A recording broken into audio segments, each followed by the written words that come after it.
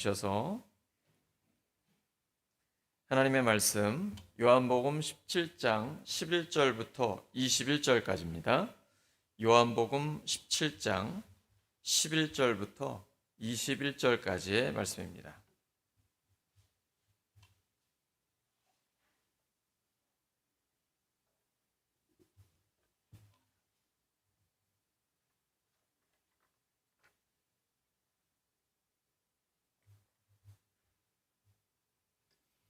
요한복음 17장 11절부터 21절까지 교독합니다. 11절 제가 먼저 읽습니다. 나는 세상에 더 있지 아니하오나 그들은 세상에 있사옵고 나는 아버지께로 가옵나니 거룩하신 아버지여 내게 주신 아버지의 이름으로 그들을 보전하사 우리와 같이 그들도 하나가 되게 하옵소서. 내가 그들과 함께 있을 때 내게 주신 아버지의 이름으로 그들을 보전하고 지켰나이다. 그 중에 하나도 멸망하지 않고 다만 멸망의 자식뿐이오니 이는 성경을 응하게 함이니이다. 지금 내가 아버지께로 가오니 내가 세상에서 이 말을 하옵는 것은 그들로 내 기쁨을 그들 안에 충만히 가지게 하려 함이니이다. 내가 아버지의 말씀을 그들에게 주었사오매 세상이 그들을 미워하사오니 이는 내가 세상에 속하지 아니함 같이 그들도 세상에 속하지 아니함으로 인함이니이다. 내가 비옵는 것은 그들을 세상에서 데려가시기를 위함이 아니요 다만 악에 빠지지 않게 보존하시기를 위함이니이다. 내가 세상에 속하지 아니함 같이 그들도 세상에 속하지 아니하였사옵나이다. 그들을 진리로 거룩하게 하옵소서. 아버지의 말씀은 진리니이다. 아버지께서 나를 세상에 보내신 것 같이 나도 그들을 세상에 보내었고 또 그들을 위하여 내가 나를 거룩하게 하오니 이는 그들도 진리로 거룩함을 얻게 하려 함이니이다. 내가 비옵는 것은 이 사람들만 위함이 아니요 또 그들의 말로 말미암아 나를 믿는 사람들도 위함이니. 함께 읽습니다. 아버지여, 아버지께서 내 안에 내가 아버지 안에 있는 것 같이 그들도 다 하나가 되어 우리 안에 있게 하사 세상으로 아버지께서 나를 보내신 것을 믿게 하옵소서. 아멘. 요한복음 24번째 시간 예수님의 기도 제목, 예수님의 기도 제목이라는 제목으로 하나님의 말씀 전하겠습니다. 예수님은 기도가 습관이셨습니다. 구약의 다니엘도 기도하는 것이 습관이죠. 하루에 3번씩 기도합니다. 그러다 보니까 어떤 핍박을 받아도 또 생명이 위태로운 그런 상황에서도 늘 기도할 수 있었습니다. 그리고 그 기도에 하나님이 응답하셔서 풀무불 가운데서도 그리고 사자굴에서도 건져내시는 하나님을 경험하게 되었습니다. 우리 믿음의 훈련, 이 경건의 훈련은 좋은 습관을 갖는 훈련입니다. 좋은 습관이 있을 때에 성품이 변화됩니다. 그러려면 먼저 나쁜 습관을 없애야 되는데 나쁜 습관을 없애려면 올바른 행동을 반복해서 하면 됩니다. 그 나쁜 습관이 없어질 때까지 해야 됩니다. 행동이 반복되면 그것이 습관이 되고 습관이 되면 이제 드디어 성품이 변하게 되는 것이죠. 신앙훈련이라는 바로 이런 것입니다. 하나님이 원하시는 좋은 습관을 갖는 훈련을 하는 것이죠. 예수님의 삶은 기도로 시작해서 기도로 마무리됩니다. 처음에 40일 금식 기도로 시작하시고 제자들을 뽑을 때는 밤새도록 기도하시고 오병이어 때도 늘 기도하시면서 사역을 하셨죠.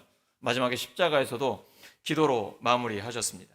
오늘 보시면 십자가를 지시기 하루 전날 요한복음 17장의 기도를 합니다. 우리가 보통 예수님의 기도하면 겟세마네 기도, 내 뜻대로 마시고 아버지의 뜻대로 되기를 원합니다. 땀방울이 핏방울이 되는 그 기도를 기억하는데 요한복음에서는 바로 이 17장이 십자가를 지시기 전에 하신 주님의 기도입니다. 우리가 볼 땐 좀 긴데 그 내용은 3가지로 압축이 됩니다. 첫째는 제자들이 하나가 되기를 원합니다. 오늘도 찬양에 나왔는데 찬양을 준비하시는 분이 굉장히 영감이 있으세요. 설교 내용을 먼저 보고하시는 것 같기도 하고 예수님은 교회가 복음으로 하나가 되기를 원하십니다. 그리고 우리가 실제 이 세상에 있기 때문에 그리고 악인들과 충돌하는 것을 피할 수 없거든요. 그래서 악인들로부터 보호해 주기를 하나님 앞에 간구하십니다. 3번째는 진리로 거룩하게 되는 것입니다. 하나님의 말씀은 진리인데 그 말씀대로 순종하면서 거룩하다, 구별된 하나님으로 살기를 원하시는 것입니다. 복음으로 하나가 되기를, 악인들로부터 보호해 주시기를, 그리고 진리로 거룩하게 되기를, 이 세 가지를 가지고 예수님이 기도하고 계신 것이죠. 기도를 시작하면서 이렇게 말씀하십니다. 1절에 아버지여 때가 이르렀사오니 아들을 영화롭게 하사 아들로 아버지를 영화롭게 하게 하옵소서. 성경은 때를 중요하게 생각합니다. 전도서 보시면 심을 때가 있으면 거둘 때가 있고, 또 우리가 기쁨으로 살아갈 때가 있으면 하나님이 부르셔서 이 땅을 떠날 때가 있는 것이죠. 만사에 때가 다 있습니다. 그런데 악한 마귀는 우리가 때를 분별하지 못하게 해서 넘어지게 합니다. 믿음이란 때를 분별하고 그 때에 맞게 순종하는 것입니다. 혹시 여러분의 삶에 큰 시험과 핍박이 있습니까? 그때는 엎드려 기도할 때입니다. 엄청난 유혹이 있습니까? 말씀 붙들고 모든 죄악의 세력을 끊어버릴 때입니다. 우리 믿음장이라고 불리는 히브리서 11장을 보시면 앞부분에는 믿음으로 승리한 사람들의 이름들이, 그 내용들이 쫙 열거가 되어 있습니다. 그때는 부흥의 때입니다. 그러면 예수 그리스도의 이름으로 악한 마귀를 멸하고 하나님의 부흥을 경험하는 시기입니다. 근데 후반부에 가시면 하나님 때문에 핍박을 받는 사람들이 기록이 되죠. 톱에 켜지는 사람도 있고, 하나님의 영광을 위해서 죽임을 당하는 순교자들의 이름도, 순교자들의 이제 그런 믿음의 선배들도 나오게 되죠. 그때는 고난의 때입니다. 예수님 때문에 희생해야 되고, 또 하나님께서 허락하시면 순교를 당하는 그런 때인 것이죠. 때에 맞는 말씀의 선포가 있어야 하고, 때에 맞는 성도의 순종이 있어야 합니다. 여러분, 세상에서 제일 무서운 사람이 어떤 사람인지 아십니까?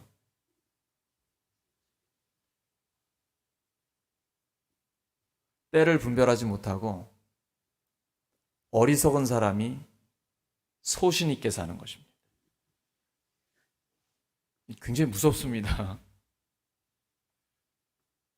하나님의 때를 분별하지 못하고 이 사람이 영적으로 어리고 어리석은 사람인데 소신까지 있어요. 이러면 공포의 대상이 됩니다. 성도는 소신껏 사는 사람 아닙니다. 말씀대로 사는 사람입니다. 우리가 말씀 붙들고 기도할 때 하나님께서 때를 분별하게 하십니다. 지금은 우리 교회가 부흥의 때를 맞이하는 시기입니다. 보이십니까? 우리에게는 엘리야가 보았던 그 작은 손바닥만한 구름이 보입니다. 기도하는 사람, 하나님의 말씀을 듣는 사람은요, 그 구름이 보입니다.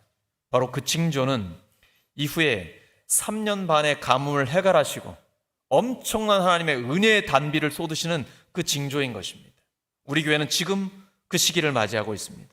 저는 기도하며 가을을 기다리고 있습니다. 이제 본격적으로 하나님께서 우리 교회에 부흥의 열매를 주실 것입니다. 기대하시고 기도하시기를 예수 그리스도 이름으로 축원합니다. 예수님은요, 서두르지도 않으셨고 게으르지도 않으셨습니다. 때에 맞게 결정하고 행동하셨습니다. 사역 초기에는 사람들이 자기를 핍박하거나 잡으려고 하면 피하셨습니다. 십자가를 질 때가 안 됐기 때문이에요. 하지만 사역 후기에 가시면 요한복음에서 보시는 것처럼 굉장히 과감하게 그리고 명확하게 자기를 드러내십니다. 내가 그니라 라고 말씀하세요. 십자가를 지실 때가 됐기 때문입니다. 이것이 지혜입니다. 숨길 때가 있고 드러낼 때가 있습니다. 갈라디아서 6장 9절이죠. 우리가 선을 행하되 낙심하지 말지니 포기하지 아니하면 때가 이름에 거두리라. 그때까지 우리는 기다리면 하나님께서 주신 열매를 맛볼 수가 있는 것입니다. 요한복음 17장은 예수님의 간절한 기도입니다. 그런데 기도의 내용을 보시면 전부 다 제자들을 위한, 우리 교회들을 위한 기도입니다. 사람을 위한 기도예요. 어떤 건물이나 돈이나 명예나 권력 같은 세속적인 것을 원하는 기도의 내용은 없어요. 전부 다 사람들에게 초점이 맞춰져 있습니다. 예수님의 3년의 공사역에 가장 공을 들인 사역이 무엇입니까? 12제자를 키우는 것이었습니다. 그 12명의 제자가 온 세상을 뒤집어 놓은 것입니다. 그래서 영어 성경에 보면 upside down이라고 되어 있습니다. 예수님의 제자들이 가는 곳마다 천하를 어지럽게 한다라는 거예요. 바로 12명으로 시작된 성령 충만한 사람들이 세계 선교를 가능하게 한 것입니다. 예수님은 그걸 아시기 때문에 오직 사람들에게 집중하는 것입니다. 처음 기도의 내용을 보시면 아버지여 때가 됐습니다. 이 때가 무슨 때입니까? 아버지께로 돌아가실 때가 된 겁니다. 십자가를 지실 때가 된 거예요. 아버지, 저를 영화롭게 해주세요. 영광을 저에게 주세요. 그걸 통해 제가 아버지께 영광을 돌리기를 원합니다. 근데 그 영광을 돌리는 그 과정은 바로 십자가입니다. 고난과 죽음이에요. 예수님은 그때가 왔습니다. 이제 십자가를 통해 하나님의 뜻대로 순종하면서 하나님의 영광을 위해 쓰임받기를 원합니다. 그리고 부활하신 주님이 성령을 보내주셔서 교회가 탄생했습니다. 예수님의 제자들이 성령의 충만함을 받게 됐습니다. 근데 여전히 세상에 남아 있습니다. 왜 하나님은 성령 충만한 예수님의 제자들, 교회를 세상에 남겨두실까요? 하나님의 영광을 드러내기를 원하시는 것입니다. 요한복음에 하나님은 빛이십니다. 예수님은 산상수훈에서 우리가 세상의 빛이라고 말씀하셨습니다. 이걸 영광으로 바꾸면 하나님은 영광이십니다. 우리는 세상의 영광이 되는 것입니다. 근데 우리 자신에게 어떤 영광이 있는 게 아니죠. 하나님의 영광을 받아서 그 영광을 드러내주는 것입니다. 곧 빛이신 하나님의 그 하나님의 빛을 받아서 세상 가운데 빛을 비추어 주시는 것입니다. 그러므로 우리 성도들은 세 가지를 해야 합니다. 첫째는 먼저 우리가 하나님의 영광을 보아야 합니다. 오늘 우리가 찬양하는 것처럼 찬양 가운데 예배를 드리면서 기도의 응답을 받으면서 하나님의 영광을 보는 것입니다. 그 다음은 세상 가운데 나아가 그 하나님의 영광을 드러내는 것입니다. 복음에 합당한 삶을 사면서 드러내는 것이 우리의 착한 행실을 통해 많은 사람들이 하나님께 영광을 돌릴 수 있는 것입니다. 마지막 세 번째는 그렇게 하나님의 영광을 보는 사람들, 하나님의 말씀을 듣는 사람들을 영광스러운 존재로 빛의 자녀들로 만들어내는 것입니다. 그것이 바로 우리가 이 땅에서 해야 할 일입니다. 우리에게 영혼을 구원하여 제자 삼고 예배자로 세우는 그 하나님의 사명을 맡겨주셨는데 그것을 위해 기도하면, 이 사람들을 위해 기도하면, 예수님의 기도 제목을 본받으면 하나님께서 그 기도에 응답하여 주십니다. 예수님의 기도 제목은 제자들이 하나가 되게 해주시고 악인들로부터 보호해 주시고 그리고 진리로 거룩하게 해주시라는 이 세 가지에 초점을 맞추고 있습니다. 첫째는 예수님은 우리가 하나 되기를 원하십니다. 한번 따라 하시죠. 하나 되기를 원하십니다. 왜 이 부분을 마지막 기도에서 강조하실까요? 지금 제자들의 마음이 갈라져 있습니다. 내가 높냐 네가 높냐 이런 식으로 분열되어 있어요. 그러니까 제자 공동체는 곧 해체될 것 같은 그런 분위기입니다. 이럴 때일수록 강력하게 하나가 되어야 됩니다. 여러분, 전쟁할 때 병법의 기본이 뭡니까? 적들을 흩어버리는 것이죠. 나폴레옹이 많이 썼던 게 포병을 먼저 쓴 거죠. 포를 쏴버리면 쫙 다 흩어져 버리는 것이죠. 멀리서부터 적들을 흩어버리죠. 그 다음에 그냥 하면 끝나는 것입니다. 여러분, 마귀가 머리가 있는 애입니다. 마귀가 싸울 줄 아는 애예요. 그래서 교회를 공격할 때 어떻게 합니까? 우선은 갈등을 일으켜서 분열하게 합니다. 흩어버리게 해요. 그러면 힘을 잃어버리거든요. 그때 공격합니다. 그래서 주님이 첫 번째로 그리고 반복해서 하나가 돼야 한다, 하나가 돼야 한다 이렇게 강조하시는 것입니다. 근데 우리 스스로 하나 될 수 있습니까? 아니에요. 우리는 죄성이 있고 죄인이기 때문에 할 수 없어요. 근데 예수님의 보혈과 부활의 능력으로 우리가 죄 씻음을 받았죠. 하나님 앞에 의롭다고 인정을 받죠. 바로 예수님의 죽으심과 부활의 복음으로 하나가 되는 것입니다. 그래서 에베소서 4장 3절에는 평안에 매는 줄로 성령의 하나 되게 하신 것을 힘써 지키라고 하셨습니다. 우리 스스로 하나 될 수 없습니다. 하지만 예수님의 죽으심과 부활의 복음 그리고 성령께서 하나 되게 하십니다. 우리가 할 일은 그걸 힘써 지키는 것입니다. 대충 지키면 안 됩니다. 우린 다 죄성이 있어요. 그래서 가만히 있으면 다른 사람을 자꾸 누르고 내가 높아지려고 하는 욕심과 교만함이 우리 안에 있습니다. 그래서 이걸 주님의 말씀으로 누르고 기도로서 겸손해지면서 힘써 지킬 때에만 교회가 하나가 되는 것입니다. 교회와 가정과 우리의 삶의 자리에서 복음으로 하나 되는 것, 성령께서 하나 되신 것을 힘써 지킬 때에만 건강하고 강력하게 하나님 앞에 쓰임받을 수 있습니다. 세상에서 가장 강한 교회가 어떤 교회입니까? 복음으로 하나 되는 교회입니다.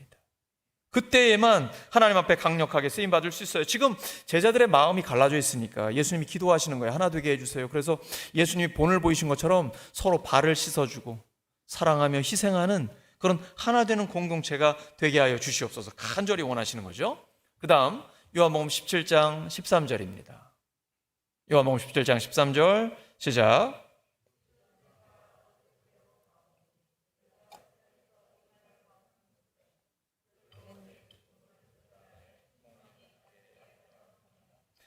예수님이요, 너희들 복음으로 하나가 되어야 한다.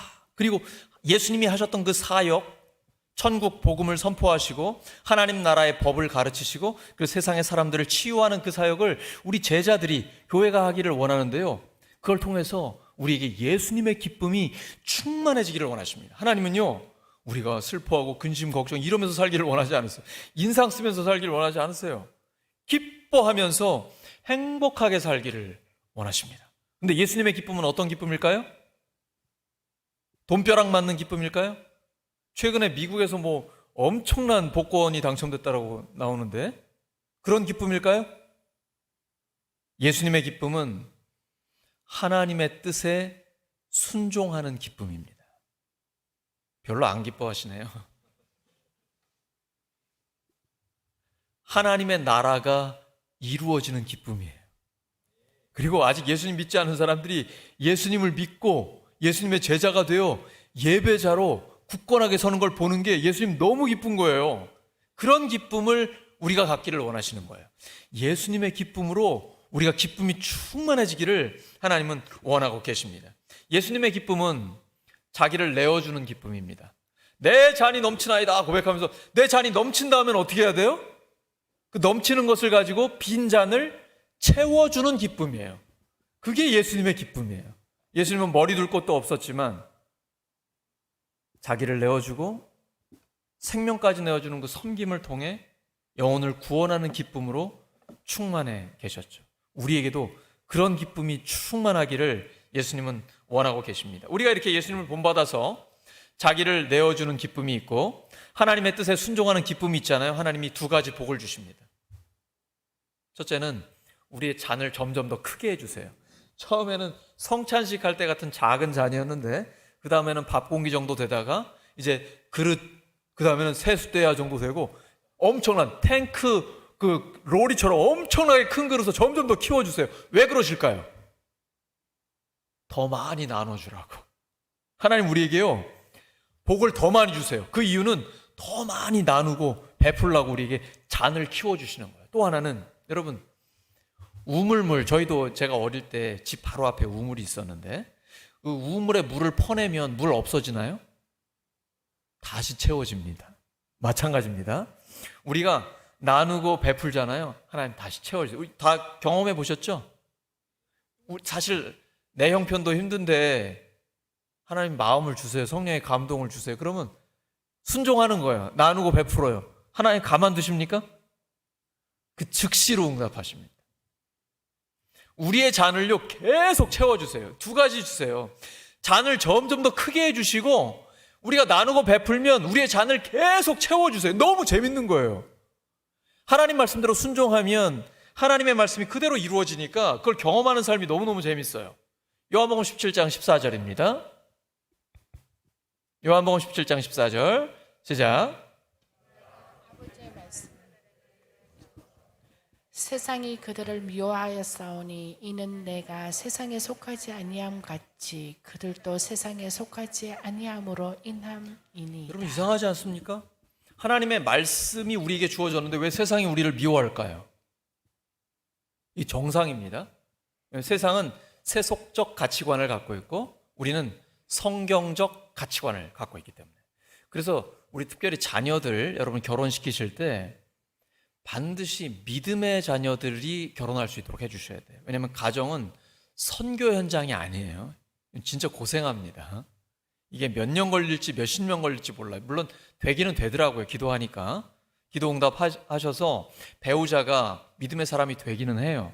근데 왜 그 고생을 사서 해요? 결혼하기 전에 반드시 믿는 사람과 결혼할 수 있도록, 혹시 믿지 않는 사람과 교제하고 있다면 결혼 전에 예수님을 믿도록 계속해서 복음을 제시하고 기도하고, 이래서 믿음의 가정을 이루는 것이 굉장히 중요합니다. 왜냐하면 세상적 가치관과 성경적 가치관은 다르기 때문이에요. 이거 가장 근본적인 차이가 있어서 처음에는 이제 눈에 콩깍지가 씌워 있으니까 모르다가 결혼한 다음에 이게 다 벗겨지잖아요. 얼마 안 가서 그런단 말이에요. 그러면 그때부터는 생각의 차이 때문에 큰 고생을 할 수가 있습니다. 그래서 반드시 믿음의 가정을 이루어야 돼요. 우리가 성경적 가치관, 성경적 세계관을 가지고 이 땅을 살아가다 보니까 세상에서 미움을 받을 수밖에 없고 충돌을 할 수밖에 없습니다. 하지만 하나님께서 우리에게 이것을 넉넉히 감당할 수 있는 능력을 주십니다. 성경적 가치관으로 교회가 하나 될 때, 가족이 하나 될 때 가능합니다. 그런데 어떨 때 시험에 들고 힘들어질 때가 있죠. 이때 마귀가 틈타게 됩니다. 시험에 들고 넘어지기도 해요. 근데 여러분, 넘어지더라도 교회 안에서 넘어져야 됩니다. 저는 제가 굉장히 환영하는 사람들이 있는데 술 먹고 교회 오는 사람들입니다. 그런 사람들 그동안 많이 봤고 성도들한테 가만 놔두라고 제가 얘기하거든요. 꼭 취하면 교회 오는 분이 있어요. 멀쩡한 때는 안 오시고. 대환영입니다. 여러분, 술 취하고 또 술집 가면 어떻게 되겠어? 사고 치죠. 술 취하고 교회 오는 게 훨씬 좋지 않습니까? 여러분, 시험에 들고 넘어지더라도 꼭 교회 안에서 넘어져야 됩니다. 마귀는 어떻게 하냐면 교회를 어떻게든지 떠나게 만들고 예배의 자리를 떠나게 만듭니다. 시험에 들고 아무리 고통스럽고 힘들어도 교회 안에서 넘어지고 예배의 자리에 머물러 있어야 됩니다. 그러면 하나님이 반드시 회복시켜 주십니다. 옆 사람 축복해 주시기 바랍니다. 넘어지더라도 교회 안에서 넘어지시기 바랍니다.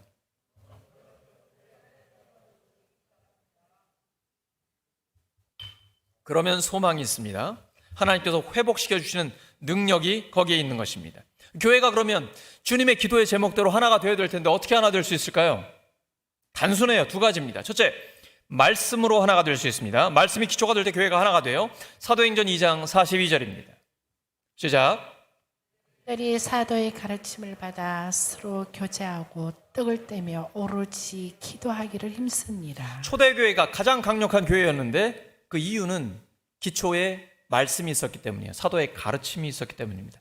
이 하나님의 말씀 위에 교회가 굳건하게 섰기 때문에 강력한 하나님의 교회로 쓰임받을 수 있었던 것입니다. 디모데후서 3장 16절을 보시면 모든 성경은 하나님의 감동으로 된 것으로 교훈과 책망과 바르게 함과 의로 교육하기에 유익합니다. 하나님의 감동이란 하나님의 숨결, 하나님의 생기입니다. 우리가 맑은 공기를 마시면 몸이 건강해지죠. 마찬가지로 하나님의 말씀을 들으면 우리의 영혼이 건강해집니다. 하나님의 감동, 하나님의 생기, 하나님의 숨결이 거기에 있기 때문입니다. 그래서 디모데후서 4장 2절에는 너는 말씀을 전파하라. 때를 얻든지 못 얻든지 항상 힘쓰라 라고 기록하고 있는 것입니다. 사도행전 20장 24절에 바울이 이렇게 얘기하죠. 내가 달려갈 길과 주 예수께 받은 사명 곧 하나님의 은혜의 복음을 증언하는 일을 마치려 하면 나의 생명은조차 조금 더 귀한 것으로 여기지 아니하노라. 왜 이렇게 목숨 걸고 말씀을 전합니까? 말씀으로 교회가 하나가 되기 때문입니다. 그 다음 교회는 기도로 하나가 됩니다. 예수님이 십자가에 못 박힐 때 제자들이 전부 다 뿔뿔이 흩어져서 오합지졸이 됐습니다. 그런 제자들이 강력하게 하나가 됐습니다. 언제요? 오순절 마가의 다락방에서 함께 기도할 때 하나가 됐습니다. 베드로가 감옥에 갇혔습니다. 언제 풀려났습니까? 교회가 베드로를 위해 기도할 때 풀려났습니다. 교회는 기도로 하나가 되고 기도할 때 함께 응답받습니다. 교회는 기도와 말씀으로 하나가 되는 것입니다. 그때에 하나님의 부흥의 불길이 우리 가운데 임하게 되는 것입니다. 하나님은 이 세상에서 우리가 살아갈 때 악인들로부터 우리를 보호하기를 원하십니다. 예수님의 기도는 악으로부터 피하게 해달라는 기도가 아니에요. 피하는 건 예수님의 뜻이 아닙니다. 오히려 악에게 부딪혀 승리하게 하는 것, 이것이 예수님의 뜻입니다. 여러분, 마태복음 16장 18절을 보시면 너는 베드로인데 이 반석 위에 내가 내 교회를 세우겠다. 음부의 권세가 이기지 못한다라고 말씀하십니다. 우리 교회는 예수님의 교회입니다. 음부의 권세가 이기지 못합니다. 그 말은 우리에게 음부의 권세를 이길 수 있는 능력이 주어졌다라는 것입니다. 온 세상에 오직 교회에만 음부의 권세를 이길 수 있는 능력이 있는 것입니다. 그래서 교회의 본질적인 사역은 음부의 권세와 싸우는 사역입니다. 죄와 죽음을 이기신 부활하신 예수 그리스도의 이름으로 악한 영을 대적할 때 우리에게 승리를 주시는 것입니다. 마지막, 우리를 진리로 거룩하게 하기를 원하십니다. 출애굽기 19장을 보시면 우리가 하나님의 말씀, 하나님과 언약한 그 말씀에 순종할 때 우리를 거룩한 백성으로 만들어 주신다라고 약속하셨습니다. 하나님의 말씀을 지키면 우리를 거룩한 사람으로 하나님께서 만들어 주십니다. 거룩하다라는 건 구별된다라는 것입니다.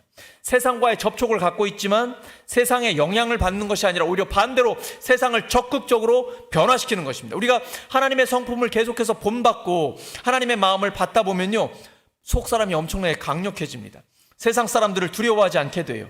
부딪히면서 세상에 동화되는 것이 아니라 세상을 변화시키게 됩니다. 그래서 예수님을 믿으면 믿을수록 점점 더 강력해집니다. 공세적이 돼요. 공격적이 되고 적극적이 됩니다. 세상으로 오히려 나아가게 돼요. 세상 가운데 그 사람들을 변화시키고 하나님께로 인도하고 싶은 마음이 막 드는 거예요. 왜요?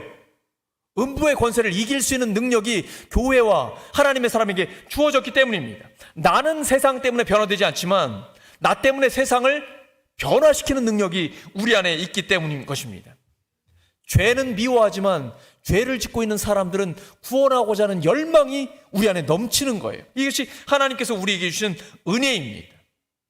마지막 요한복음 20장 31절입니다. 시작. 오직 이것을 기록함은 너희로 예수께서 하나님의 아들 그리스도이심을 믿게 하려 함이요 또 너희로 믿고 그 이름을 힘입어 생명을 얻게 하려 함이니라. 요한복음 전체의 가장 큰 관심사는 예수님이 하나님께 보냄을 받은 분이고 그 예수님을 믿어 영생을 누리는 것이에요. 근데 요한복음의 영생은 죽은 다음에 시작되는 게 아니고 지금부터 실제로 우리 공동체 안에서 누릴 수 있는 것입니다. 그래서 교회를 하나님이 변화시키시는 거예요. 우리의 가정이 점점 더 좋아지는 거예요. 형제자매가 연합하여 동거함이 어찌 그리 선하고 아름다운 것, 이거를 실제로 교회와 가정에서 경험하게 해주시는 것입니다. 이 영원한 생명을 누리시는 여러분 되시기를 예수 그리스도의 이름으로 축원합니다. 오늘 말씀 정리합니다. 예수님의 기도 제목은 예수님의 제자들인 우리가 복음으로 하나가 되고 악인들로부터 보호해 주시고 그리고 진리로 거룩하게 되는 것입니다. 하나님 우리에게 사명을 주셨습니다. 영혼을 구원하여 제자 삼아 예배자로 세우는 것입니다. 우리도 그 사람들을 위해 기도할 때에 하나님 복음으로 하나 되게 해주세요. 악한 것들로부터 보호해 주세요. 그리고 진리로 거룩하게 하여 주시옵소서. 이렇게 예수님의 뜻대로 기도할 때에 예수님의 뜻이 이루어지고 하나님께 응답받는 우리 모두 되기를 예수 그리스도의 이름으로 축원합니다. 함께 기도합니다. 하나님 아버지 감사합니다. 저희에게 맡겨주신 사람들 복음으로 하나 되게 하여 주시고 악인들로부터 보호해 주시며 말씀에 순종하며 구별된 삶을 살게 하여 주시옵소서. 예수 그리스도의 이름으로 기도드립니다.